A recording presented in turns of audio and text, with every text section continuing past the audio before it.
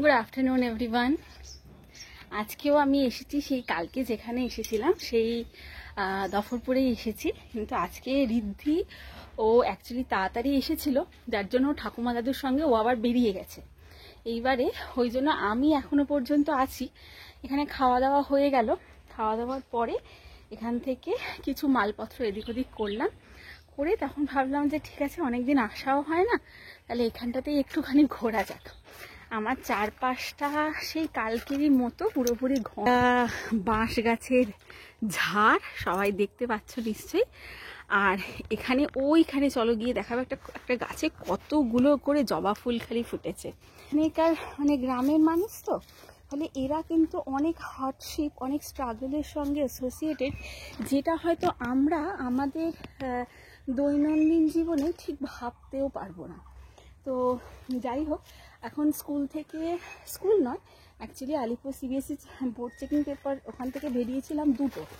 এখানে আজকে আমি ধুলাগড়ের বাস দিয়ে এসেছি, যার জন্য অঙ্কুরহাটিতে নেমে এখানটায় আমি আজকে 3:30 থেকে 3:35 মধ্যে চলে এসেছি।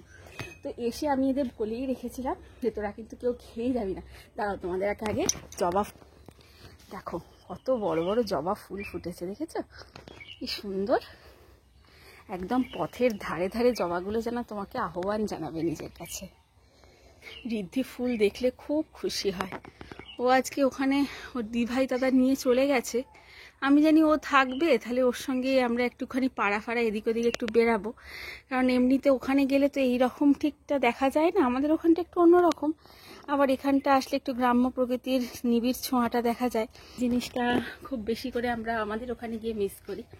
তো যাই হোক, আমি এসে খেয়েছি, খেয়ে তারপরে এটা যেহেতু আমাদের বাড়ির একটা কাজ, যার জন্য এই সমস্ত এক্সট্রা খাবারগুলো হয়েছিল সেগুলোকে সমস্ত জায়গায় ফিট করিয়ে রান্নাঘরের মধ্যে ঢুকিয়ে দিয়েছি। ঢুকিয়ে আমরা এখানে কথা বলছিলাম, এখানে সবাই মিলে ছিল, রিনি, রানা, তারপরে মানে আমাদের ভাইপো ভাগ্নিরা সমস্ত ছিল। তো সেখান থেকে এখন আমি বেরিয়েছি এই চারপাশে যতক্ষণ একটু আলোটা থাকে ততক্ষণ একটু যতটুকু ঘুরে নেওয়া যায় ততটুকুর জন্য। আজকে চলো তোমাদের সঙ্গে এই অ্যাকচুয়ালি গ্রামের ভিতরে আমাদের যেরকম পাড়াগুলোর আলাদা আলাদা করে নাম থাকে, শ্রীমানি পাড়া, চ্যাটার্জি পাড়া, ব্যানার্জি পাড়া, পাত্র পাড়া, কিন্তু এখানে না আলাদা করে সেরকমভাবে কোনো নাম নেই। কিন্তু পাড়াগুলোর এবং পাড়ার মানুষের আন্তরিকতাগুলো সত্যি কথাই মনে রাখার যোগ্য। তাই আজকে এসেছি আমার একটা নতুন পাড়াতে। তোমরা হয়তো ব্যাকগ্রাউন্ডটা দেখলে বুঝতে পারবে যে যেখানে দেখা যাক তোমাদের সঙ্গে সঙ্গে আমিও কত নতুন কিছু জিনিস ডিসকভার করি। এটা হচ্ছে আমাদের একজন এখানকারই আত্মীয়ের বাড়ি, ওরা হয়তো ঘুমাচ্ছে, কারোর বাড়ি ঢোকার আমার খুব একটা ইচ্ছা নেই। দেখো তাল গাছগুলো কিরম মাথা তুলে, তাল গাছ নয় এগুলো মনে হয় সুপুরি গাছ, কত দূর মাথা তুলে দাঁড়িয়েছে। এটা কি আমরা দেখতে পাবো শহুরে বাজারে?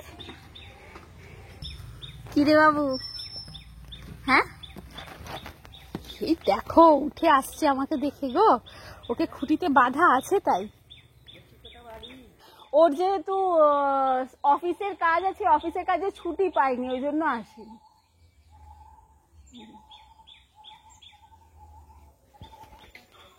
মানুষের আত্মীয়তা এখানে দেখার মতো। এই যে ভদ্রমহিলা দাঁড়িয়ে আছেন ছাদের মধ্যে, ইনি হচ্ছেন এখানকার অন্যতম প্রবীণ একজন মহিলা। হ্যাঁ, আমাদের আনন্দদায়ী হয়তো হবে, আমার ভাসুর সম্পর্কে হন ওনার মা। ওনাদের বাড়ি আমি এর আগে গিয়েছি এবং খুব খুব আত্মীয় বৎসল এবং খুব কাছের করে তোমাকে দেখার, হয়তো তোমাকে বছরের পর বছর তোমার সঙ্গে দেখা হয় না, কিন্তু সেই মানুষগুলো যখন বহু বছর পরে একদিন দেখা হয় তখন এত আত্মীয়তার সূত্রে তোমার সঙ্গে মানে সেরমভাবে কথা বলে না, এবং যেটা কিনা এখনকার দিনে খুব দুর্লভ বলে আমি মনে করি। চারপাশটা দেখাই ঘন বন জঙ্গল, পুরো ঘন বন জঙ্গল, এবং শীতের কালে কিন্তু এই সমস্ত জায়গায় রাত্রির 8টা মানেই নিঝুম রাত। হয়তো কলকাতায় যারা থাকো তারা ওয়াও মোমোতে খাও, তারা প্যান্টালুন্সে যাও, তারা ম্যাকডোনাল্ডসে খাও, কিন্তু এই ধরনের প্রকৃতির সংস্পর্শে আসতে গেলে কিন্তু সত্যি কথায় শহুরে জীবনযাত্রা থেকে একটুখানি ছুটি নিয়ে চলে আসতে হবে প্রকৃতির অপার কোলে। আমি একাই আজকে হাঁটতে বেরিয়েছি, যার জন্য সবাই মিলেই আমাকে জিজ্ঞেস করছে কি যে তুমি কি একাই হাঁটতে বেরিয়েছো, তোমার কি অন্য কারোর সঙ্গে প্রয়োজনও পড়ে না? দেখো, একা একা যাওয়ার একটা মজাই আলাদা, তাই না? আমার তো ভীষণভাবে মনে হয় তুমি যেদিকে চাইবে মেয়েও থাকবে না, বড় থাকবে না, হয়তো তাদের ইয়েটা তুমি ফিল করবে, একাকিত্বটা, কিন্তু অ্যাট দ্য সেম টাইম তোমার মনে হবে যে তুমি তোমার মতো করে দিনের তবু 15টা মিনিট 1 ঘন্টাও কাটাতে পারো। দাদা দাদা তোকে ডাকছি না, তোকে বাই বলছি। হ্যাঁ, মেয়ে এখন জুলিয়ান্ডেতে পড়ে। জুলিয়ান্ডে ওই কেউ এখানে একটা কোনো একটা ছেলে পড়ে, জুলিয়ান্ডেতে পড়ে। হ্যাঁ হ্যাঁ হ্যাঁ, জুলিয়ান্ডেতেই পড়ে, এখন কলকাতায় পড়ে। ও হ্যাঁ হ্যাঁ হ্যাঁ, আমি ওটা অনেকদিন আগে এসেছিলাম, ওই জন্য তখনই আর কি জেনেছিলাম যে দুজন পড়ে, আমি ওটাই আর কি, নাম তো জানি না ওইটাই। এই ডাকছিস কেন, ডাকছিস কেন বল দেখি? এটা আমার একটা সম্পর্কে ভাসুর হয়, ওদের বাড়ির সামনের বাগানটা দেখো কি সুন্দর করে ওরা সাজিয়ে রেখেছে। এই সমস্ত করতে কম মেহনত লাগে?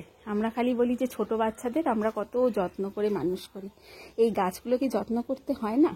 এই গাছগুলো যত্ন না করলে কি এত সতেজ থাকে? দেখো, যে বাড়িটার সামনে দিয়ে ঢুকেছিলাম সেই বাড়িটার এটা হচ্ছে পিছন দিকটা, এখন চলেছি পিছন দিক দিয়ে। দেখি তো কত দূর যাওয়া যায়, গিয়ে রাস্তাটা কোথায় গিয়ে মেলে। সামনে যেটা দেখতে পাচ্ছি, আচ্ছা এখানে হচ্ছে ধানের মড়াই টড়াই জাতীয় কিছু একটা হবে। অপার দারিদ্র্যে থাকা মানুষ, তাদের তো গায়ে বস্ত্র থাকে না, শীতের দিনে একটা ভালো কম্বল থাকে না, রোজকার দুমুঠো ভাতের জোগান থাকে না।